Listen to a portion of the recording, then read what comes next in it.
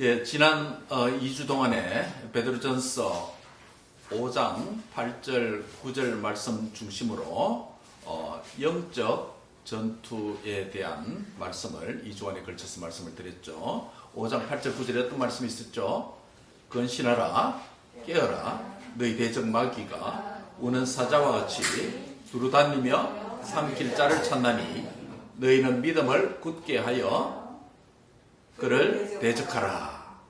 예, 이 말씀이죠.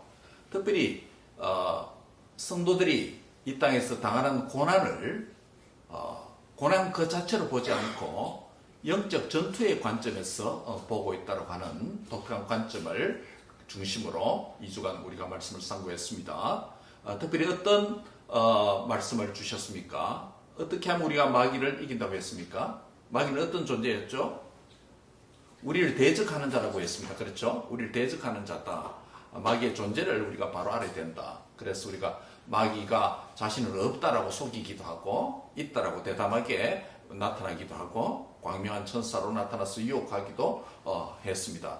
그러나 우리는 그 대적을 바로 알아야 된다라는 것으로 말씀을 드렸고, 또 현재 마귀의 행동이 어떠하다고 했습니까? 우는 사자와 같이 두루다니며 믿는 성도를 삼키려고 하고 있기 때문에 우리는 믿음으로 대적해서 오직 은혜로 이긴다. 오직 믿음으로 대적하고 은혜로 이긴다. 라는 말씀으로 2주간 말씀을 상고했습니다. 오늘 이제 우리가 그 다음 본문으로서 베드로전서 마지막 장 마지막 세 절의 말씀입니다.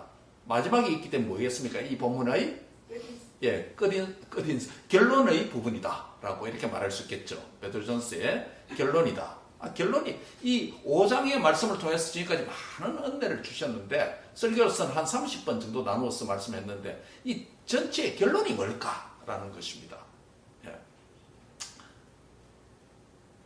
그래서 오늘은 이 결론 말씀 가운데 한 부분을 우리가 오늘 상고하려고 합니다. 그래서 오늘 특별히 이 말씀 중심으로 말씀의 은혜에 굳게 서라 라고 하는 메시지입니다. 한번 같이 하겠습니다. 말씀의 은혜에 굳게 서라. 굳게 서지 못할 때 넘어지기도 합니다. 다리에 힘이 없어서 제대로 걷지 못하고 넘어질 수가 있죠. 또 힘이 있는데도 불구하고 다리에 균형을 잃으면 또 넘어지기도 합니다. 그 다음에 또 뭐 신발이 잘못되어도 넘어질 수도 있습니다. 또 걷는 길에 여러 가지 또 장애물이 있어서 걸려서 넘어지기도 합니다. 그래서 우리가 육체의 걸음도 걸을 때 굳게 서지 못하면 잘 넘어지고 원하는 뜻한 우리 거리만큼 목적지에 이를 수도 없게 되겠죠. 그래서 영적 생활도 마찬가지입니다. 하나님의 말씀에 굳게 서면 우리의 신앙생활의 걸음을 잘 걸을 수 있고 넘어지지 않고 자빠지지 않고 원하는 뜻하는 여정을 잘 걸어갈 수 있다는 것입니다. 그래서 오늘 특별히 본문 12절을 중심으로 말씀의 은혜에 굳게 쓰자라는 말씀으로 상고하고 은혜를 받고자 합니다. 12절 같이 한번 읽을까요? 12절입니다. 큰 목소리로 생각하면서 읽읍시다. 시작. 내가 신실한 형제로 아는 실로 안으로 말미암아 너희에게 간난이 있어서 권하고 이것이 하나님의 참된 은혜임을 증언하노니 너희는 이 은혜에 굳게 서라. 마지막은 은혜에 굳게 서라 라고 말하죠. 이 은혜는 한마디로 하면 말씀의 은혜입니다. 말씀의 은혜에 굳게 서라는 의미인데, 이 은혜를 오늘 세 가지로 나누어서 함께 상고하고 은혜를 받고자 합니다. 첫 번째 말씀의 은혜는 어떤 은혜일까요? 이 말씀은 베드로전서를 가리키죠. 그렇죠? 내가 신실한 형제라는 실로 안으로 말미암아 너희에게 간단히 써서 권한다. 베드로가 간단히 써서 성도들 실로 안으로 통해서 보내어서 성도들의 소아시아의 여러 지역에 나눠서 디아스포라 그리스도인으로 살아가는 그들에게 영적 전투, 다양한 고난에 이기기 위해서 간단히 써서 보낸다라고 했을 때 간단히 써서 보내는 내용이 뭘까요? 베드로전서 이 책을 가리킵니다. 서신이죠. 편지입니다. 그렇죠? 편지글입니다. 서신입니다. 이피스로 빌어죠. 베드로의 서신입니다. 물론 하나님 말씀이죠. 첫 번째로 우리가 생각하는 것은 말씀 기록의 은혜입니다. 왜냐하면 간단히 써서 권한다. 간단히 써서 권하는 내용이 뭐라고요? 베드로전서라고 하는 이 책입니다. 서신입니다. 즉 성경 기록과 관련되어 있습니다. 여러분 기억하십니까? 베드로전서 첫 시간에 베드로전서의 기록 목적이 뭐라고 그랬습니까? 1장 1절부터 앞부분에 보면 나타나 있죠. 소아시아에 흩어져 있는 여러 지역에 흩어져 있는 고난받는 그리스도인들에게, 시험을 받는 그리스도인에게, 영적 전투를 겪는 그리스도인에게 주님의 은혜 안에서 승리하도록 권면하기 위해서 이 편지를 쓴 것이 목적 아닙니까? 그렇죠? 그래서 이 기록 목적은 고난받는 성도들을 위로하고 격려해서 믿음으로 승리하도록 돕는 것이 베드로 서신을 베드로가 써서 보내는 목적이고 이유였다라는 것을 우리가 이미 설명을 했습니다. 사도 베드로가 이 말씀을 서신에 기록해서 고난 가운데 있는 성도와 교회를 돕고 섬길 수 있는 것, 그 자체가 말씀의 종 사도 베드로에게는 은혜죠. 그렇죠? 예, 사도 베드로가 은혜입니다. 사도 베드로가 누리는 은혜라고 할 수 있습니다. 기쁨이고 즐거움이고 보람이라고 할 수 있습니다. 그것이 그에게 주어진 사도로 부름을 받은 복음의 사명이었죠. 그렇죠? 말씀의 기록은 사람의 글이 아닙니다. 베드로가 비록 이 서신을 써서 교회에게 보냈지만은 누구의 영감을 받았습니까? 하나님의 성령님의 영감을 받았어.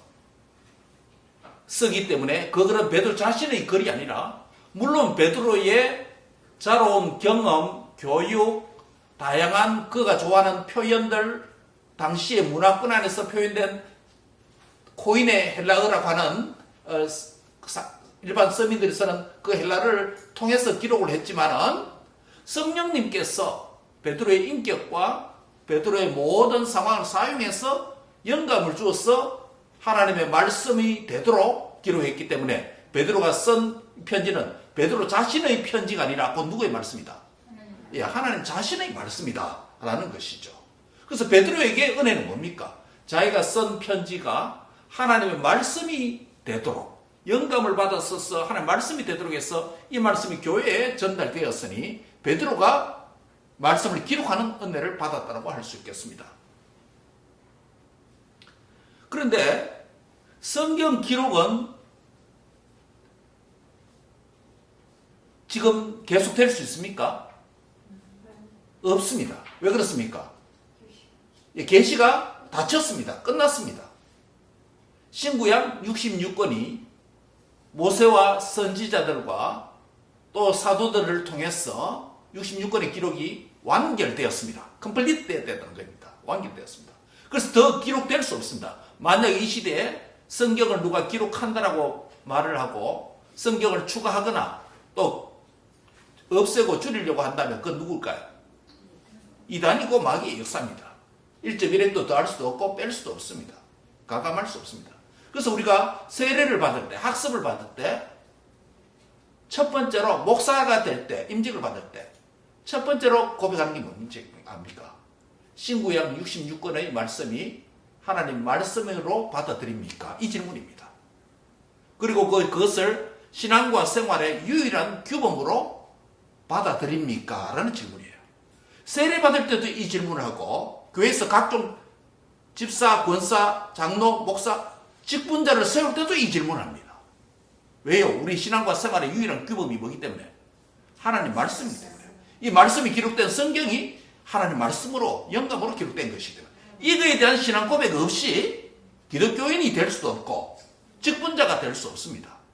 그래서 하나님 말씀을 성경관이 어떻냐?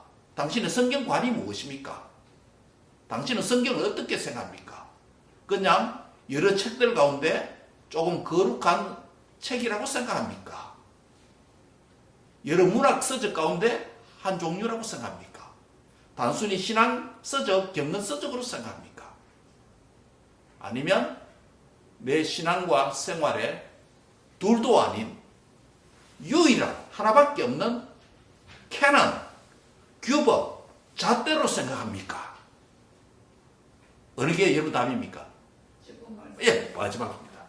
이 고백 없이는 그리스도인이 될 수가 없습니다. 세례받을 때 이 문제부터 시작됩니다. 이 질문에 동의하지 못하면 교회의 어떤 직분자도 될 수 없습니다. 바꾸고 말하면 내가 그리스도인으로 생각하고 내가 교회 직분자가 되었다면 성경을 하나님의 말씀으로 받아들이는 이 믿음이 있어야, 이 고백이 있어야 교인도 될 수 있고 직분자도 될 수가 있는 것입니다. 그런데 성경은 더 이상 기록될 수 없습니다. 그럼 우리가 기록된 성경을 어떻게 받아야 되는가라는 것입니다. 오늘 첫 번째 말씀의 은혜에 굳게 서라고 했는데 말씀과 관련된 세 가지 은혜를 생각하려고 합니다. 그 첫 번째가 뭐라고요? 말씀 기록의 은혜에 대해서 생각합니다. 말씀 기록의 은혜는 우리가 할 수 없습니다. 지금 성경이 완료됐기 때문에. 그렇죠? 기록된 성경에 어떻게 응답할 것인가라는 것이 오늘 우리의 문제입니다. 우리의 응답할 부분입니다.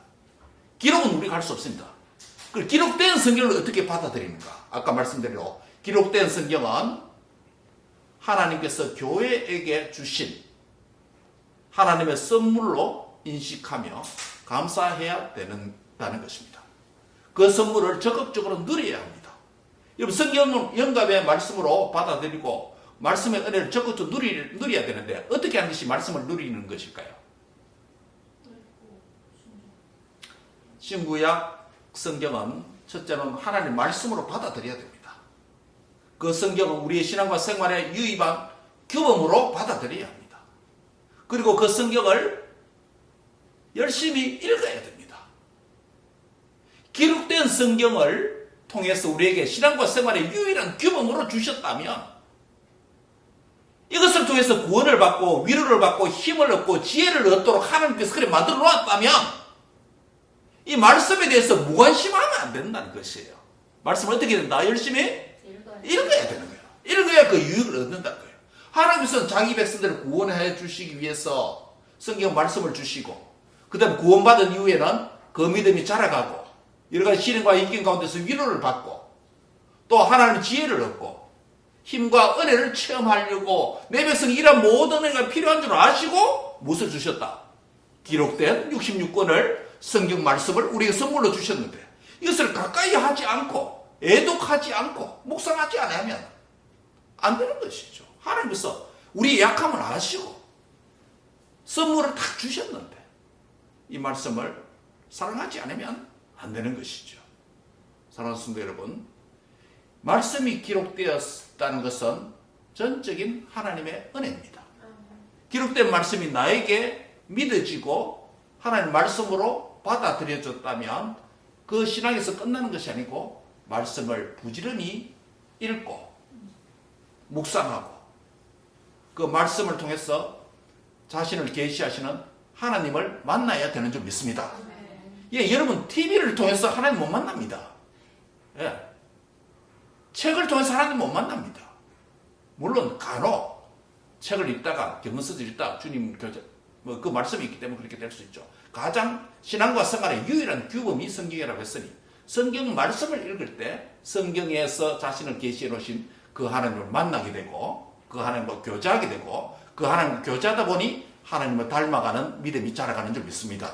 예, 그래서 말씀을 부지런히 읽어야 됩니다. 지난 한 주간 돌아봅시다.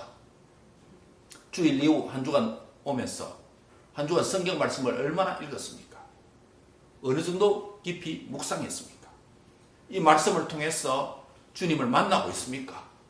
이 말씀을 통해서 주님의 위로와 지혜와 권능과 은혜를 체험하고 있습니까? 그렇지 못하면 말씀을 선물로 기록해서 우리에게 주신 하나님의 은혜를 깨닫지 못하는 거예요. 가볍게 얘기하는 거예요. 성경을 통해서 하나님을 만난다면 하나님과 교제하게 된다면 하나님을 계시오는 그 성경을 거부하는 것, 하나님을 거부하는 것과 같은 거예요. 얼마나 교만하고 얼마나 몰지각하고 배은망덕의 삶이 되겠습니까? 사랑하는 성도 여러분, 성경이 66권으로 기록된 말씀으로 완결된 이상 이 말씀을 우리의 신앙과 생활의 유일한 규범으로 믿는다면 남은 세월 기록된 말씀을 부지런히 읽고 묵상하고 깨닫는 그런 은혜가 함께 하시길 바랍니다. 첫 번째 성경 기록의 은혜에 대해서 말씀을 드렸습니다. 두 번째는 성경 말씀의 전달의 은혜에 대해서 생각하려고 합니다. 오늘 본문 12절에 보면 내가 신실한 형제로 하는 누구로 말미암아? 실루아노로 말미암아 라는 표현을 쓰고 있습니다. 실루아노라는 한 사람을 등장시킵니다. 사도 베드로가 이 서신을 써서 고난받는 시련을 겪는 영적 전투를 당하는 그리스도인을 격려하기 위해서 이 서신을 썼습니다. 베드로가 직접 가는 게 아니고 누구를 통해서? 실루아노라는 사람을 통해서. 요즘은 뭡니까? 포스트맨이 있잖아요. 요즘은 인터넷이 있잖아요. 지금부터 2000년 전에 고도로 발달된 배달 수단이 없습니다. 요즘 뭡니까? 로켓 배송. 오전에 주문하면 바로 오후에 도착하잖아요. 예. 아마존 프라임 멤버 하면 당일날 주문하면 당일날 받습니다. 고대에는 그런 시스템이 없었습니다. 먼 거리는 배를 타기도 하고 짐승을 타기도 하고 걸어가기도 하고 그러다가 수주 수개월이 걸렸어. 이 편지가 수신자에게 전달되는 것입니다. 사도 베드로는 이 서신을 썼어. 소아시아의 여러 지역에 흩어져 있는 그리스도인들에게 여러 지역이 흩어져 있기 때문에 한 지역만 배송하면 되는 게 아니에요. 그 지역에 보내면 그 지역에서 회람해서 읽게 됩니다. 읽고 되면 또 그것을 가지고 다른 지역으로 또 들고 와서 그것도 읽도록 만들고 그래서 회람, 공동서신 회람하는 거예요. 또 거기서 또 카피하기도 하고 그래서 사본들이 여러 개 생기게 되는 겁니다. 말씀 전달자, 말씀 배달자, 말씀 배송자, 서신을 전달하는 포스트맨과 같은 사람이 누구라고요? 여기 등장하는 실루아노라는 사람을 사용합니다.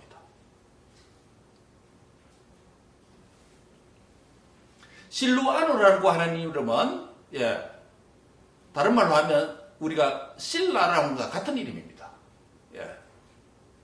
실바누스라고 말하기도 하고 라틴어로는 또 신라라고 부르기도 하고 실루아노라고 부르기도 합니다. 바울의 동력자 신라죠. 실루아노. 그는 이방인 사역자였습니다. 그는 유대인이 아니었습니다. 유대인이 아니었습니다. 이방인으로서 예수님을 믿어서 바울의 동력자가 되었고 또 베드로에게 동력자가 되었습니다. 당시 교회인들 가운데 이방인 그리스도인들과 유대인 그리스도인들이 교회에서 함께 그리스도인이 되었기 때문에 신앙생활을 하게 되었습니다. 그래서 때로는 당시 출신이 이방인이기 때문에 유대인 그리스도인들의 문화도 모르고 유대인들의 유대교도 모르고 여호와 하나님도 잘 모르고 율법도 잘 모르고 관세 받기도 했습니다. 이방인 출신 그리스도인들은 은혜로 구원을 받아서 교회는 왔기는 왔는데 자기와 출신이 다른 사람들이 있다는 것을 알게 됩니다. 그래서 이방인 그리스도인들은 실루아노와 같은 신실한 교회 지도자, 바울의 동력자이고 베드로의 동력자가 되는 이 신실한 형제를 볼 때 이방인 출신 그리스도인들은 뭘 얻겠습니까? 위로를 안 얻겠습니까? 우리 같은 이방인처럼 이방인 출신 실루아노가 교회 지도자가 되어서 사도들의 동력자가 되고 이런 일을 할 때 이방인 출신으로서 든든하지 않았겠습니까? 예, 든든하겠죠. 근데 반대로 유대인 입장에서 보면 어떻게 했습니까? 저 사람은 우리 출신이 아닌데 우리 종족이 아닌데 조금 거리감도 느꼈을지도 모르겠습니다. 그게 1세기 교회 안에 있었던 문제였습니다. 실제 문제였습니다. 오늘날도 그렇습니다. 오늘날도 그렇습니다. 어떤 교회 가보면 특별히 우리 이민교회 어떤 이민교회 가보면 북한 사람들이 많습니다. 북쪽에서 6.25 때 넘어와 1.45 때 넘어와서 그 1세들이 이민 왔어. 그 교회 가면 대부분 1세들이 북한 출신들이에요. 또 어떤 교회 가보면 경상도 사람이 잔뜩 모여 있습니다. 어떤 교회 가보면 전라도 사람이 잔뜩 묻어 있습니다. 어떤 교회 가보면 충청도 강원도 이렇게 지방색을 드러내는 교회들이 많습니다. 그래서 그 교회 가면 그 지역 출신들이 가면 정서적인 평안함을 얻고 또 같은 고향 동양 사람이기 때문에 위로를 얻는 그런 경우도 없지 않아 있습니다. 그런데 중요한 것은 그보다 더 중요한 것은 출신 지역, 출신 배경, 지연, 학연 이런 연결고리가 아니라 모두가 예수 그리스도를 구주로 믿는 이 신앙의 본질, 중심 이것이 제대로 되어야 건강한 교회, 성숙한 교회가 된다는 것. 현대 그리스도인 우리도 1세기에 이런 문제가 있었다면 21세기에 살아 2000년이 지난 우리 시대에 교회에서 지방색을 강조한다든지 교회에서 자기가 신념하는 정치 집단을 이데올로기를 강조한다든지 그렇게 하면 건강한 교회에 대한 장애물이 많습니다. 교회는 뭐가 중심이 되어야 됩니까? 말씀이 중심이 되고 예수님이 중심이 되고 신앙이 중심이 되어야 되는 거죠. 그 사람이 믿음이 있냐 없냐 얼마나 신실하냐 아니냐에 따라서 직분자를 세우고 저 사람 우리 동양 사람이기 때문에 이번에 장로 투표에 O 투표를 던져야 되겠다. 저 우리 동양 사람이 아니기 때문에 X 던져야 되겠다. 이렇게 되면 교회가 아니에요. 세상 정치 집단과 다를 바가 없습니다. 바울도 실로아노를 부르면서 베드로전서에서 베드로도 실로아노를 부르면서 그를 뭐라고 추천합니까? 신실한 형제라고 불렸습니다. 신실하다는 말은 하나님 앞에 뭐가 있어야 된다? 믿음이 있어야 되는 거예요. 사람 앞에서 진실되고 정직하다는 거예요. 교회에서 목사로서 신실하지 못하고 사람 앞에 정직하지 못하다면 목사직을 다시 생각해봐야 되죠. 발길을 쌓지 못하고 회개해야 되죠. 집사와 권사와 또 직분자 말고 우리 그리스도인으로서 기본적으로 하나님에 대한 믿음이 있어야 되는 것. 신실함이 필요한 겁니다. 그 신앙이 가장 중심이에요. 교회에서 직분자를 세우든지 결혼을 앞둔 배우자를 정할 때 가장 중요한 것은 신앙을 강조해야 됩니다. 그런데 참 부모로서 뜻대로 안 되는 것이 또 자녀의 문제이기도 합니다. 그렇기 때문에 부모된 우리는 더 자녀들을 위해서 기도하고 또 하나님을 의지해야 되는 하나님 앞에 신실한 믿음을 갖도록 기도하고 우리 자녀도 신실한 믿음을 갖도록 신실한 믿음을 가진 자를 만날 수 있도록 기도해야 되는 줄 믿습니다. 이걸 하지 못하면 우리 안타까워서는 해야 됩니다. 하나님 앞에. 신실한 형제, 신실한 자매로 불려지는 이런 자가 교회 직분자가 되고 하나님의 백성들이 되고 하나님의 백성된 자들은 신실한 형제와 신실한 자매로 불려지는 신앙 중심으로 사람을 평가하는 그런 것이 바로 교회라는 것입니다. 유대인이다. 인종 중심, 혈통 중심이 아니라 그렇게 한다면 교회에서 무엇을 하게 되는 거예요? discrimination. 사람을 차별 대우하게 되는 것입니다. 세상의 기준으로.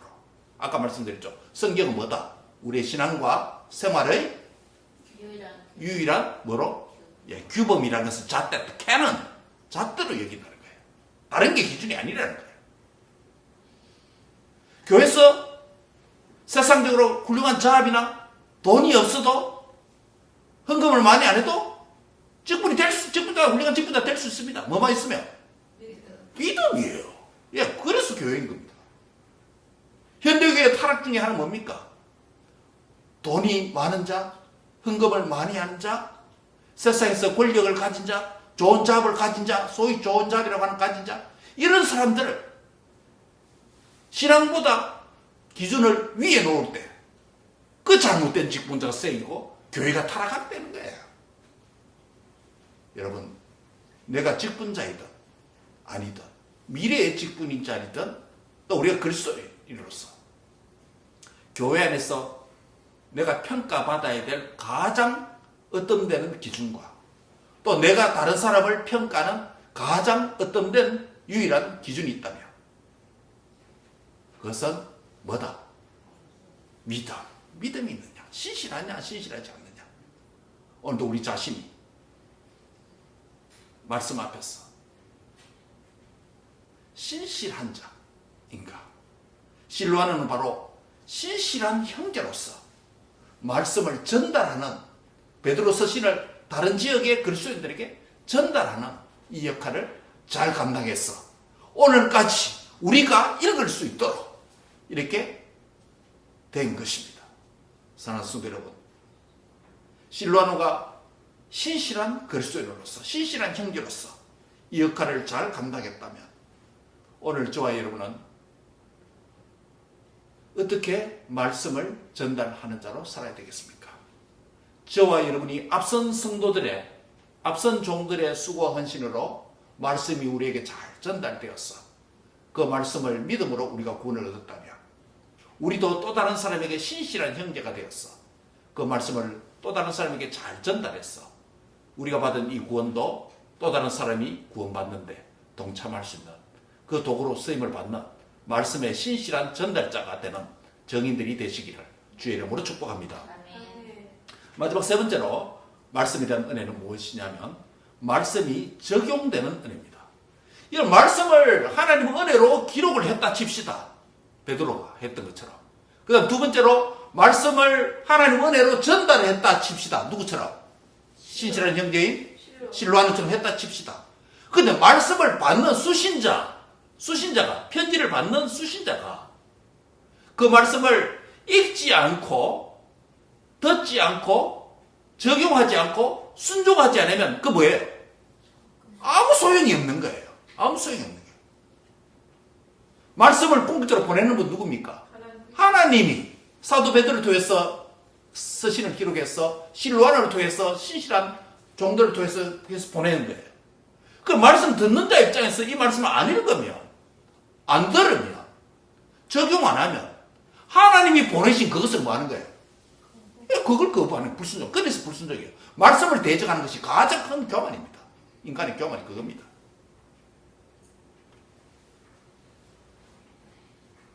그래서 12절 오늘 본문의 마지막 문장은 뭐로 끝납니까? 그 앞에 거. 너는 이 은혜에 굳게 쓰라. 굳게 쓰라는 거예요. 굳게 쓰라는 말은 뭐예요? 말씀을 기록해서 너에게 보냈다. 실로아노를 통해서 신실한 형제 실로아노를 통해 보냈다면 그것을 읽고 듣고 깨닫고 묵상하고 적용해서 삶에 순종할 때 그 하나님이 말씀을 보내신 은혜에 제대로 설 수 있다는 거예요. 따라합니다. 너희는 굳게 쓰라. 굳게 쓰라. 어떻게 설 수 있습니까? 말씀을 순종해야 된다는 거예요. 말씀을 하나님께서 보내실 때 기록하는 신실한 종을 세우셨고 보내는 신실한 종 실로아노를 보냈고 말씀을 받는 쪽에서 신실하지 못하다면 그 은혜를 무시하는 거예요. 오늘 말씀에 대한 세 가지 은혜입니다. 하나는 뭐예요? 말씀 기록의 은혜. 그 다음에요 말씀 전달의 은혜. 마지막 세 번째는 말씀이 적용되는 은혜입니다. 그래서 베드로 전서를 은혜의 말씀이 기록되어서 배달된 은혜의 말씀을 받아서 읽는 모든 독자들이 이 말씀을 잘 받아들이고 순종하고 적용하는 것. 그건 역시 하나님의 은혜다라는 것입니다.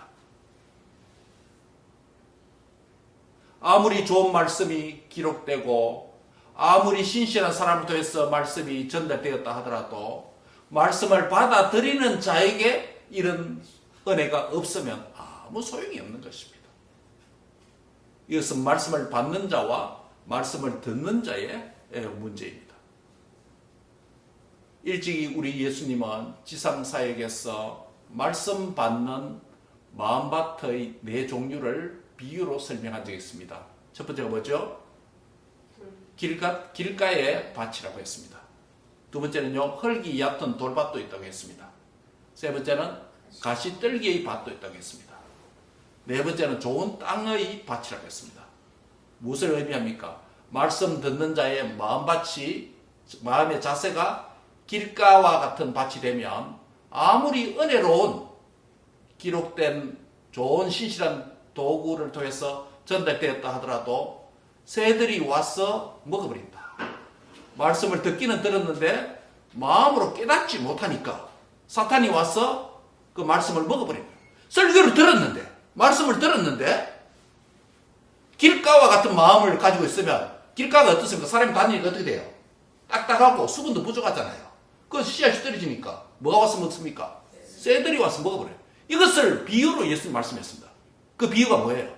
말씀을 듣기는 들었으나 깨닫지 못하면 그 말씀 들은 상태로 잠시 있다가 새가 씨앗을 먹는 것처럼 사탄이 들고 가버리는 거예요. 그 사람의 말씀을 기억하지 못하도록.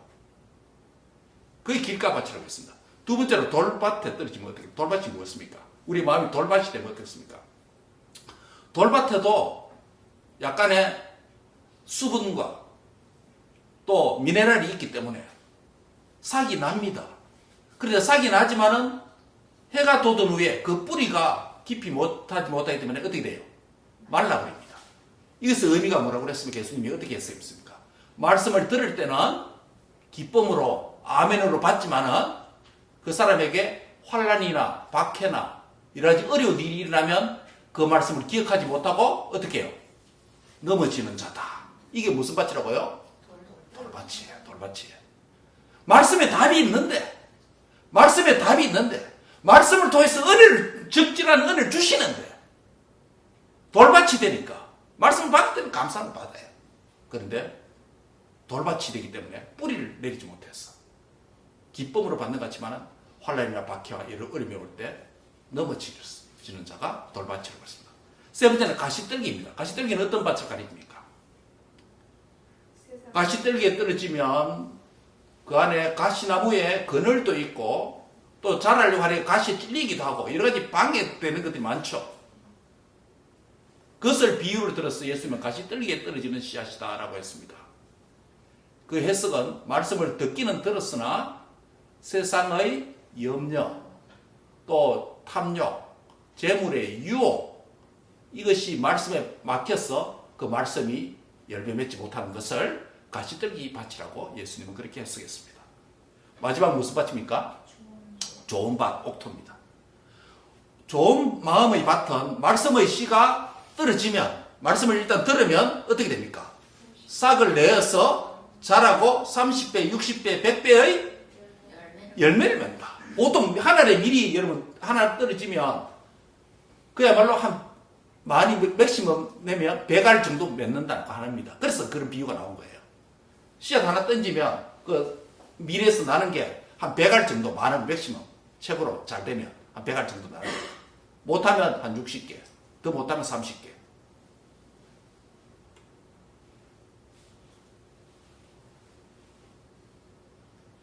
여기서 말씀을 좋은 밭이라고 했은 것은 그 말씀을 깨닫는 것을 가리킵니다. 잘 듣고 깨닫는 것입니다. 말씀을 깨닫는다고 해서 주관적인 인간적인 깨달음의 능력을 의미하지 않습니다. 말씀의 은혜를 사모하는 자에게 하나님께서 말씀을 열어주셔서 성령님의 조명의 은혜를 받아서 말씀이 전인격적으로 아멘 받아들이는 상태를 말씀을 깨닫는다고 말하는 것입니다. 사랑하는 성도 여러분, 오늘 이 본문 중심으로 말씀에 대한 세 가지 은혜에 굳게 쓰라는 메시지입니다.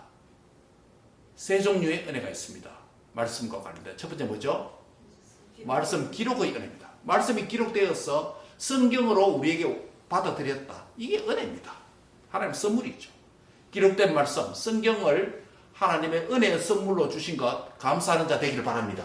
들어서 열심히 읽으시기 바랍니다. 아멘. 우리 자녀들 성경 열심히 읽읍시다. 아멘. 네, 성경 읽어야 돼요. 두 번째로 말씀 전달의 은혜입니다. 말씀이 나에게까지 전달되어서 내가 구원받았다면 나도 신실한 형제가 되어서 또 다른 사람에게 구원의 은혜를 전달하는 통로, 말씀 전달의 통로로 사용되는 은혜가 있기를 바랍니다. 예. 직장에서, 학교에서, 또 주위에 많은 이웃들에게 그분들이 믿지 않는다면 내가 만난 예수님, 이 말씀을 한 주간에 들었던 말씀, 우리 교회 오늘 이번 설교에 이런 말씀을 들었습니다. 나누기를 원합니다. 믿기를 원하면 저와 함께 교회 가실래요? 안 가겠다면 말씀 나누고 인사하고 헤어지면 되죠. 예. 나를 통해서 또 다른 사람에게 말씀을 전달하는 신실한 형제, 신실한 자매가 되는 한 주간 되시기 바랍니다. 마지막 세 번째는 말씀 적용의 은혜입니다. 말씀이 신실하게 기록되고 은혜로 기록되고 말씀이 신실한 종들 통해서 우리에게까지 전달되어서 우리가 은혜를 받았다면 이 말씀을 순종하는 삶을 통해서 열매를 맺어야 되는 줄 믿습니다. 말씀이 기록의 은혜, 말씀 전달의 은혜, 말씀 적용의 은혜가 이번 한 주간도 함께 하시기 바랍니다. 특별히 선선한 가을에 성경을 이전보다 더 사랑하고 좀 더 읽고 좀 더 깊이 묵상하는 말씀의 은혜가 함께 하시기 바랍니다. 아멘? 아멘. 어떤 남자가 알코올에 중독되어서 비참한 삶을 살고 있었습니다. 주위에 어느 사람이 알코올 중독자 그 아내에게 성경을 한 권 선물했습니다. 그래서 그 아내는 성경을 읽다가 결국 예수님을 믿게 됩니다. 그 아내는 알코올 중독자의 남편을 통해서 여러 가지 힘듦을 당하고 상처를 받고 그런 가운데서 성경을 읽고 구원을 받을 뿐만 아니라 성경을 통해서 하나님의 위로와 힘을 얻게 되는 삶을 살게 되었습니다. 그래서 그녀는 성경을 보물같이 여겼습니다. 하지만 알코올 중독자인 그 남편은 아내가 믿는 새로운 신앙을 비웃었습니다. 핀잔을 주었습니다. 하루는 남편이 또 만취해서 술 취해서 집으로 돌아왔습니다. 아내가 읽는 그 성경을 뺏어서 불타는 난로 속에 집어 던져버렸습니다. 그러면서 이렇게 말합니다. 한번 보자. 네가 가진 성경이 뭐가 될지 한번 보자. 라고 소리치면서 성경을 던져버렸습니다. 불 속에 넣어버렸습니다. 다음날 술이 깬 이 남편은 남은 죄를 치우다가 타다 남은 성경 몇 쪽을 보게 됩니다. 그 중에서 마태복음 24장 35절에 있는 예수님의 말씀이 타다가 말았던 그 말씀이 그의 눈에 들어왔습니다. 어떤 말씀인지 아십니까? 천지는 없어지려니와 나의 말은 없어지지 아니하리라. 깜짝 놀랐습니다. Heaven and earth will pass away, but my words will not pass away. 그 구절을 읽고 그는 깜짝 놀랐습니다. 성령님께서 그의 그 경험을 사용하신 것입니다. 그는 그 순간 죄책감을 강하게 느꼈고 결국 그의 영혼은 예수님을 믿게 되었다고 합니다. 히브리서 4장 12절에 보시면 성경 말씀이 어떤 말씀인지 여러분 아십니까? 같이 한번 읽어볼까요? 히브리서 4장 12절입니다. 다 같이 찾아보세요. 왜 성경이 알코올 중독자의 아내에게 구원과 위로를 주었고 알코올 중독자가 성경을 불에 집어넣었고 큰소리 쳤던 그 사람을 변화시켰는지 성경이 대체 무슨 말씀이에 이런 능력이 있는지 히브리서 4장 12절입니다. 같이 읽습니다. 다 찾으세요. 히브리서 4장 12절 4:12 같이 읽습니다. 시작. 하나님의 말씀은 살았고 운동력이 있어 좌우의 날선 어떤 것보다도 예리하여 혼과 영과 및 관절과 골수를 찔러 쪼개기까지 하며 또 마음의 생각과 뜻을 감찰하느니. 예? 하나님 말씀 뭐다? 살아있다는 거예요. 그냥 인쇄물로 박혀있는 활자가 아니라는 거예요. 종이에 박혀있는 단순한 활자가 아니라는 거예요. 하나님 말씀 뭐하다? 살아있다는 거야. 리빙 월드예요. 또 어떻게 됩니까? 운동력이 있다, 활력이 있다는 거예요. 액티브하다는 거예요. It's sharper than any two-edged sword. 양날 가진 어떤 칼보다도 뭐하다?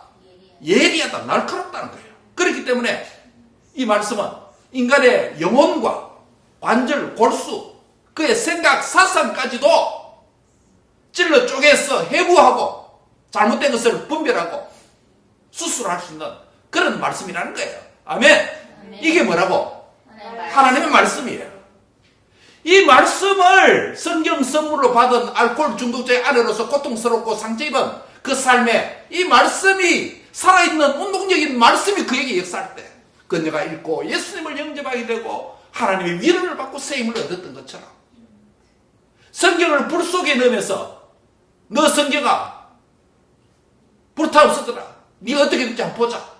큰 소리치고 교만한 그 인간이 맑은 정신으로 성경 타다 남은 한 구절에 의해서 변화되는 것은 다름이 아니라 하나님의 말씀이 살아있고 운동력이기 때문에 좌우의 날선 어떤 것보다도 sharper than any two-edged sword. 그래서 그 영혼과 관절과 그의 사상까지 생각까지도 날카롭게 분별하고 쪼개었어. 이것은 죄악이다, 이것은 하나님이다 가르쳐 주었어. 그가 하나님을 만나게 되는 것입니다. 사랑하는 성도 여러분, 이것이 말씀의 능력이에요. 이 말씀 때문에 저와 여러분이 구원받은 줄 믿습니다. 이 말씀 때문에 저와 여러분이 위로를 얻고 지혜를 얻는 줄 믿습니다. 그렇다면 이 말씀이 또 다른 사람에게도 전달되었어. 다른 사람도 우리가 어떤 구원과 위로와 생명과 위로를 얻는 복된 말씀의 도구로 통로로 사용되는 은혜가 함께 하시길 바랍니다. 기도하겠습니다. 하나님 감사합니다. 말씀의 능력을 체험하지 못했어.